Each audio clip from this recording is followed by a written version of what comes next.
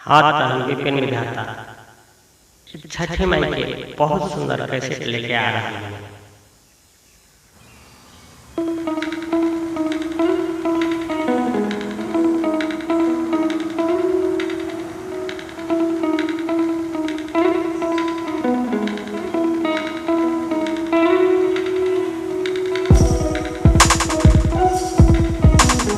ए बबुआ के पापा एगो कहे तनी बात एगो बात सुने ले।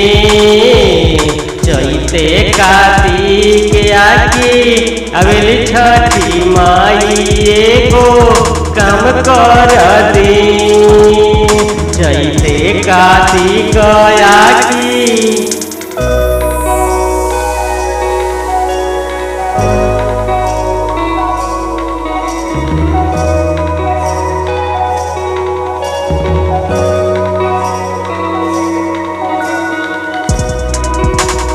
ए बबुआ के पापा एगो कहे तनी बात एगो काम कर दे।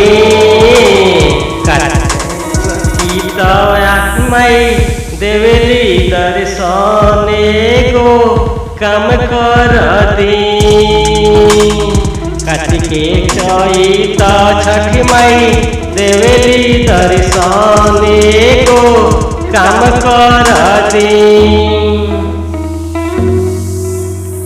ए बबुआ के पापा एगो कहे तनी बात एगो काम कर दे।